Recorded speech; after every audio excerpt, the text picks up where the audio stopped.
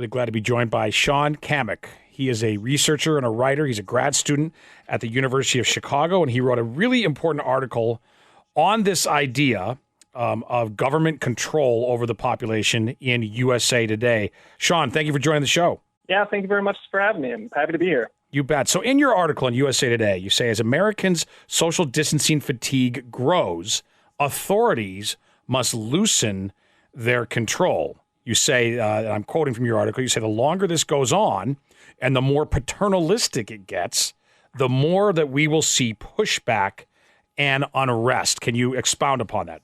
That's right, Steve. You can look in Chicago today. I just went out last weekend walking around, and it was beautiful, 70 degrees, and families were out, and people were picnicking, and people, very, very frustrated with having to stay home and stay out of work, are just sort of slowly, more and more defying the rules. Mm-hmm. And here's what the government can do. The government can say, okay, we're going to throw you all in jail. And that's exactly what Lori Lightfoot said about 2 weeks ago at a press conference. She says, we're going to arrest you and we're going to throw you in jail if you By the way, I don't mean to interrupt you. I do want you to continue your thought, but because you said that, I want to play the tape because to me, it's so shocking. I never thought I would see any American public servant talk to people this way. I want to play the tape of exactly what you're talking about of Lord, as I call her, Lord Lightfoot. And this is how it's going to be. We will shut you down. We will cite you. And if we need to, we will arrest you and we will take you to jail, period. There should be nothing unambiguous about that. So forgetting about her terrible grammar there of nothing unambiguous, which makes no sense, forgetting about that, the tone, the scolding that the people got, to me, sickening, quite honestly. But Shaun, continue with your thought about the way people are acting. Yeah, look, the thing is, that doesn't work. What Lori Lightfoot's doing is not going to work. Because you can't just talk down to people. You can't talk down to American citizens like they're children and expect that to work forever, right? The more you crack down like that, you're going to have more sort of pushback, more protests. You're going to see more things like the Michigan protesters. You're going to see more people just sort of, the passive protest of going out and having a picnic, still a protest. You're going to see more and more and more of that. Mm-hmm. And then what are you going to do? You're going to crack down even harder, and then you have this sort of terrible, endless cycle of violence and force, where you get more police crackdowns, more protests, which beget more police crackdowns, sure. And before you know it, you're in a state of tyranny. Right, and what I worry about is that the social compact here, which I think is often not stated but just understood in the United States, is that you're exactly right. We don't believe in police tactics. We are not China, right? We don't operate, at least we don't want to operate in the way that those kind of totalitarian states do. And in terms of this shutdown, in my view, there was a very clear bargain enunciated by leaders, and this was broad-based. It was not just leaders in Illinois. This was on a national level of saying we cannot overwhelm our healthcare system. We saw what was going on in northern Italy. We thought there was risk of it here. It looks like in retrospect that was all a mistake, but regardless, at the time, we were dealing with very imperfect data, obviously, and they made the case to the American people, and it seems sensible that we've got to take some really short-term, painful, draconian measures because that will prevent us from overwhelming the healthcare system. Well, we did it, okay? And I don't think anybody was happy about it, but I think people were willing to make that bargain. People were willing to suspend their rights, basically, for a short period of time. But now here we are with people like Lightfoot and Pritzker talking about extending this well into the summer and perhaps beyond, when not only have we not overwhelmed the healthcare system, if anything, the healthcare system has the opposite problem. It's underwhelmed, and it's actually in danger financially because healthcare is too underpopulated at this point. So to me, and I'm curious your views on this, Shaun, to me, breaking this social compact bargain was just a crucial mistake by a lot of these heavy-handed leaders. Right. Well, there's nothing as permanent as a temporary government solution. Right.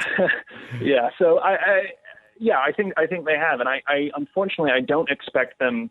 I really don't expect them to loosen up anytime soon. Mm-hmm. And it's really unfortunately but that's what I expect. I just don't see, because they've sunk so much into this. They've sunk so much into this sort of narrative, this sort of solution. I just don't think that they can peel their hands off of the American people and off of the American economy. And oftentimes, unfortunately, what they're not considering are the costs of the lockdown. Right. There are massive economic and social costs to the lockdown. 20 million people are unemployed. That's not nothing. That needs to go into the calculation here. Right. Oh, right. It's far from nothing, right? Also, just let's get practical for a second to step back from sort of the philosophical part of it. On a practical level, here's what I really worry about, and particularly in cities like Chicago, in places that are volatile, dangerous cities. Right now, people are getting very enhanced unemployment benefits, so I think there's a relative calm. I think there is. Even though what's going on in the economy is horrific, we're all aware of it, I think there's a bit of a lull right now, largely because of those, for now, temporary, very generous jobless benefits. But we know that's not going to go on forever. They will start expiring in July. When it is hot outside in August and people don't have jobs and they don't have sports and they don't have anything to do and they may not even be going back to school, it's hard for me just from a practical standpoint to believe that young men in Chicago with nothing to do and without any money coming in and without any prospects, that they're going to behave admirably in that scenario. No, it's a powder keg. And let me actually tell you this. I'm moving out of Chicago in a month because we can't take what's going on here. We're going back home to North Carolina to ride this out because we don't like what's on the horizon for Chicago. And I think you're absolutely right. There is unrest, there is pushback, there is frustration, and that is bound to bubble over. Right. You can't just crack down all the way down and just expect and it hasn't yet. I think a couple things. I mentioned the payments. I think that's been critical. But also, let's face it, it's been really cold and rainy, right? So people haven't been outside. That's going to change at some point. I know in Chicago it seems like it will never happen, but summer will get here. It will. And to me, that's, and I'm not trying to be a pessimist, but I really believe that. I hate to hear that you're leaving us because you sure seem like a smart young man, but you're not leaving us right now. Let's continue the conversation. More up next with Shaun.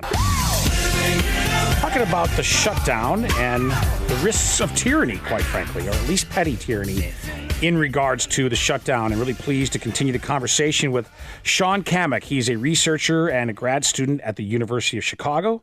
He writes on politics and philosophy for Young Voices, and he recently published an excellent article in USA Today advising governments that they need to loosen their control or they're going to face increased pushback from the citizenry.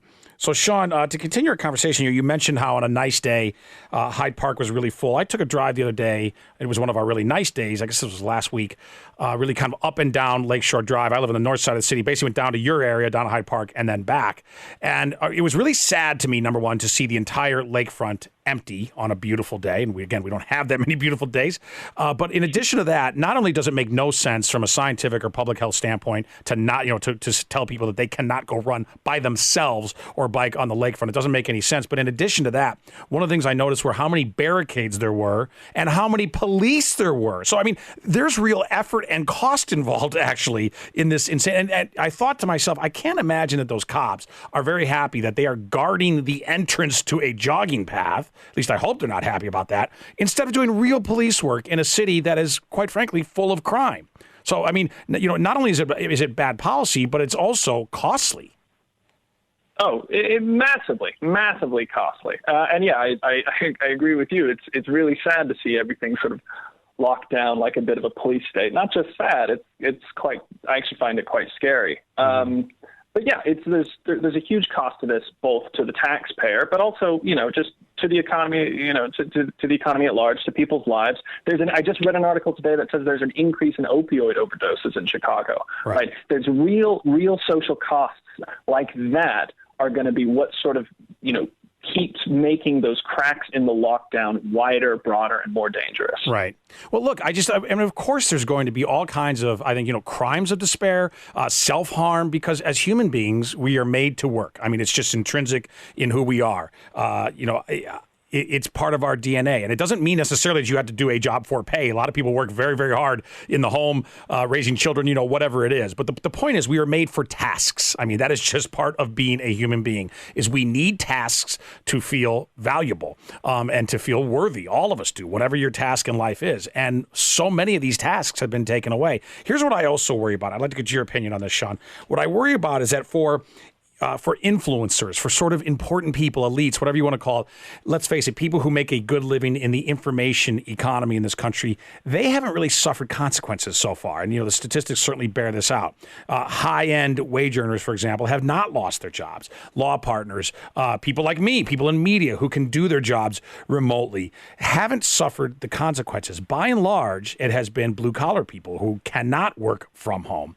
And I really worry that in a country where there was already, in my view, too much disparity between the highest end and working class folks, it's only going to widen given these government policies.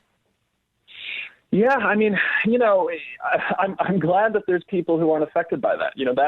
That's a positive. Sure. What I'm worried about is people who aren't affected by this, who are really talking down and looking down at people who are affected by this and are rightly frustrated by this. Right. You get a lot of real nasty condescension. You get a lot of sort of paternalistic sentiment, and you get a lot of anger and vitriol from people who see protesters, who see people desperate to go to work, desperate to reopen their lives, and they say, "Oh, why can't they just stay at home and watch Netflix while this blows over?" It's like, well, no, because a lot of Americans can't just do that for an entire summer. Right. No, and to that point, the example that I think is the worst as far as public people is, of course, Chris Cuomo, somebody who I used to spar with quite a bit when I worked at CNN until just the beginning of this year. And for him, he, time after time, I've played the tapes of it on this show, lectured Americans, you have to stay home. And did it kind of in a Lori Lightfoot sort of way. It's not as bad because at least he's not a public servant, right? I mean, he doesn't work for us as she ostensibly does. But nonetheless, he was completely lecturing people who wanted to go outside. And then what do we find out? He himself had broken his quarantine, right? And had been outside. And not only that, he staged a fake, sort of rising from the basement, which we then later found out wasn't real. He'd already been outside of the house before that. So, I think you're right that kind of attitude, unfortunately, is very pervasive. People might not be quite as hypocritical as Cuomo was about it, but nonetheless, there's an attitude, I think, among a lot of decision makers and sort of policy elites, business media elites, where they say, gosh, this isn't so bad. What are you complaining about, right? And not realizing, not thinking of the working class single parent who lives in a crummy place in Chicago, and their child is no longer in school,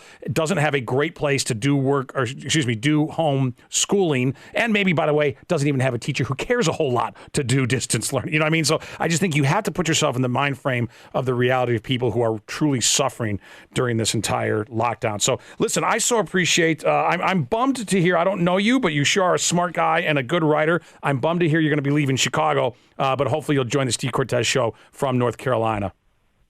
Absolutely. And hopefully when all this blows over, I'll be back next year. That's the plan. We'd love to have you back. We need young talent like you here. That is Shaun Cammack. He's a researcher and graduate student at the University of Chicago. Folks, I have to tell you, though, unfortunately, Shaun is hardly alone in that sentiment of leaving. I can't tell you how many people I've talked to, and this really worries me, how many